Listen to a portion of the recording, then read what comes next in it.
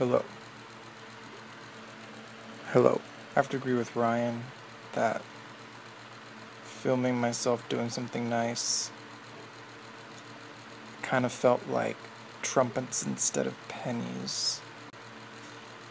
I am going to talk about The Dark Knight Rises because I just saw it. I mean, I saw it and then I saw it again in IMAX. If you haven't seen it yet, don't watch this video. Seriously. Don't watch this video. Seriously. Leave now if you haven't seen it, because I'm going to, seriously talk about spoilers. I didn't think it was as good as The Dark Knight, obviously. And I was a bit confused as to why, at the end of the second movie, they sort of heralded and triumphed the idea that, oh, you're going to sacrifice yourself for Harvey Dent, and in the process you're going to be saving Gotham. And then in this next movie, it seems as though that sacrifice seems to have gone undone. Because in this new movie, it seems as though everything has to come out and be true.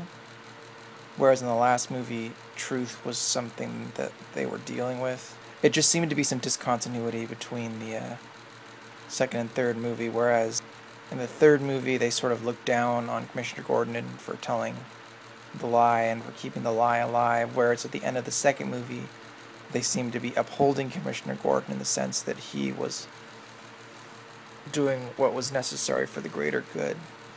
And I thought it was interesting that the Dent Act, similar to the Patriot Act, almost seems like Joker seemed to be very driven by words and by the power of words, and his whole sense of morality was based on his ability to tell stories, such as when he talks about his scars, or when he tells people they have to make a choice.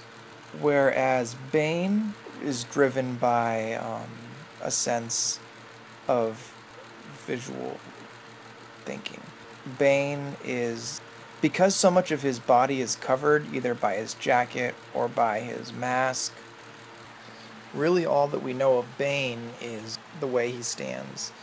And it's for instance, in the scene with Marianne Cotillard at the end, when she's finally revealing everything, he's crying, which is weird, because Bane's supposed to be this crazy, awesome villain, and yet he's crying, and he protected this woman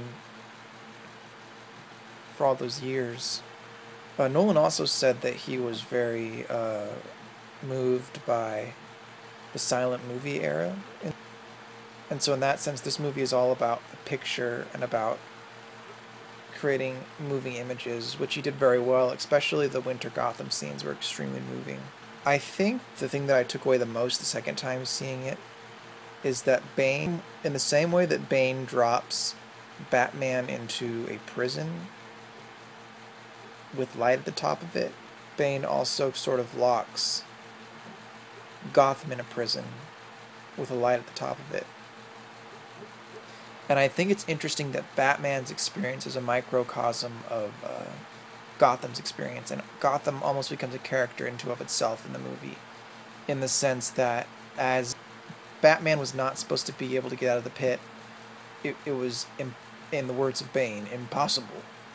And so in the same way, when Batman returns to Gotham and Gotham rises out of the ashes, so to speak. One criticism I have of the movie is that Alfred at the beginning of the movie sort of foreshadows that there has to be another way, and I'm interested they never explore finding that different way. Yeah, there has to be another way, but what is it? And I don't really understand why Alfred brought it up if there wasn't going to be shown a different way. Because in the sense that when John Blake at the end of the movie goes to the shores of the Batcave and flies through the waterfall, you see him rising up, and Batman at the end of the movie tells him he needs to wear a mask if he's going to try and do good. And he doesn't want to be shackled by the systems, which is his reason for not going back to the police force when he talks to Commissioner Gordon. But my question is, why didn't Nolan have Blake explore sort of a different a different way, how to use the resources around you in such a way that can accomplish what Batman accomplished without being a vigilante, without being outside the system.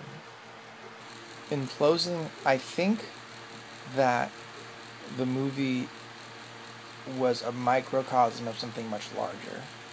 And I would have liked to see that much larger thing, but I don't think they could have done it in one movie. And so what I think that shows, and I'm not sure, but what I think that shows is that this movie really was a whole bunch of good ideas that got thrown into one movie. And I think Christopher Nolan would have done better to stick with just one of those ideas instead of trying them all out in this one movie. So like, he did a good job with the third movie, and I thought it was visually and powerfully iconic, but it also felt like it could have been something more.